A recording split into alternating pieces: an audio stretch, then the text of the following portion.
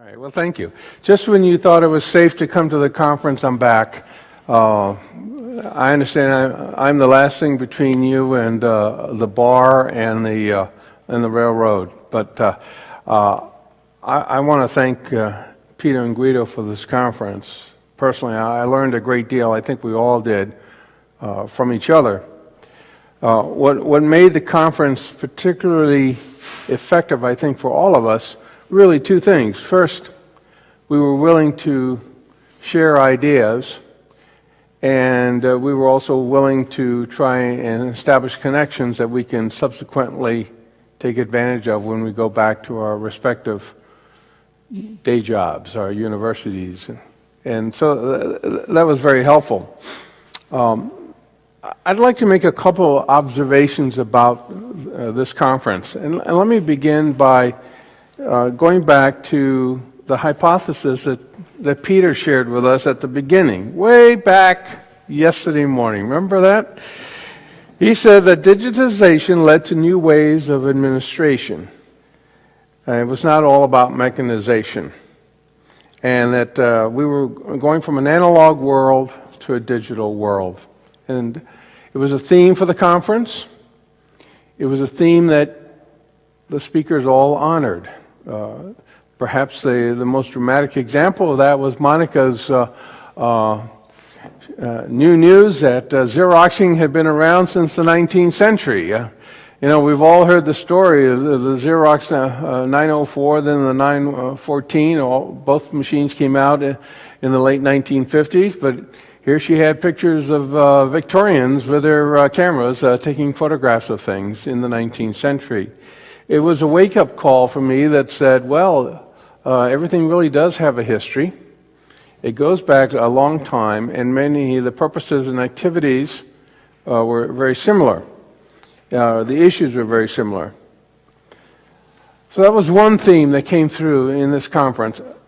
Another one that came through, there was a lot of discussion about data, information, and metadata.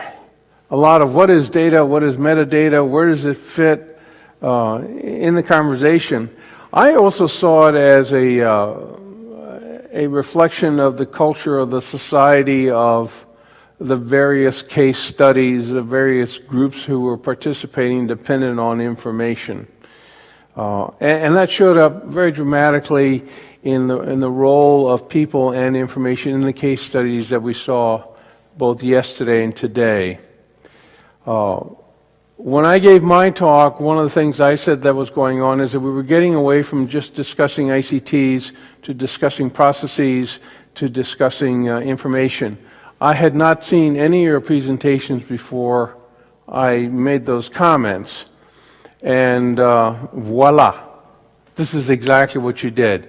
You stepped over the ICTs, and you quickly got into processes, and then the shaping of information and its use. The most dramatic examples of that were the criminal records that we talked about yesterday, and then this whole discussion, fascinating discussion about ID cards. And we had this conversation about, well, what kind of data were you collecting, and what were the implications of that? How did that reflect police behavior? Or how society felt about privacy or the data of individuals. Fascinating discussion. But I don't want to completely leave out ICTs. How many of you went to the Museum of Communications yesterday? Most of you. Okay. You notice that when you walked in, they had a very rare machine. The first computer that was built here in Switzerland. Well, every country in the 1940s and 1950s in Europe experimented building one-of-a-kind machines. This thing looked like a locker room in a gym or a school with little lockers and everything else you can go in. But what it said was that you brought information to this information god, this like the Wizard of Oz. And you go across the aisle, there was 15 years later, there was an IBM machine, a little bit smaller, but there were many of them, so they were now beginning to scatter in society. Then you went around the corner of the exhibit, and there was a fascinating collection of devices that went down all the way down to, but did not include the Apple iPhone.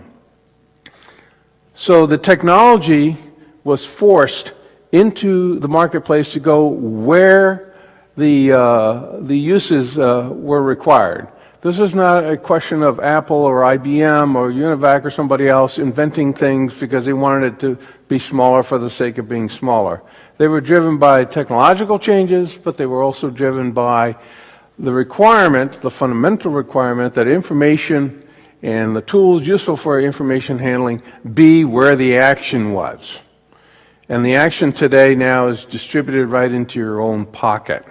So that was fascinating to watch how the discussion showed over the last 2 days the movement of information, the shaping of information as it dispersed into our society, into our economy, into our businesses, and became more distributed. And we have a lot to learn about the politics of it. Next to the big IBM mainframe was a very small device. And we were talking about this in the hallway there at the exhibit, where the people who bought that machine were the ones who didn't like the mean, nasty old accounting and financial people who control the big computers and would not share computer time with the engineers and the scientists and the others. So they got their own machines. It was no accident. So these were interesting developments. As I went through, I took lots of notes. I mean, it was just a fascinating thing to see happen. But what we saw was that systems were being codified, behavior was being codified, enriched with information, and a lot of discussion about the limits of information, which will help in future research. Toward the end, I noticed that the social effects of information kept coming up, especially starting yesterday afternoon. And I would envision that as we do further research, that the social impacts of information on the nature of our work will continue to increase. And then at the end, at the very end, we got to the issue of large projects. Anytime you have a federal project, I don't care if it's the federal government of Switzerland or the federal government of the Soviet Union or the federal government of the United States, they are all big and complicated. I've yet to see a simple one. He's only 19 years old. He looks that way. He looks older because he did a federal project. This is the reality of what we have. So one of the things that we as historians have to begin, I think, to pay attention to is how do we wrestle, how do we fight with, how do we tame information? It's a process question, it's a management question, it's a technique question. You know, we do not have a formal history of project management, and yet every successful project has been done in a formal manner. There's a fabulous book to be written on that. We have much to learn about the politics of project management, because this helps to deliver information in the way that we need. So my final thought is, I am thrilled that all of you were focused more on information than you were on processes, than you were on ICTs, because I suggested yesterday that this is the direction we're all headed. You are clearly there already, all of you. There were no exceptions to that. And I also would say, however, let's not forget those nasty little old computers that are hard to work with because they're wonderful. And do pay attention to how processes were developed, because they were the instrument for carrying information and shaping it as we went along. So on that note, let me stop, because I know I'm between you and the bar. Right?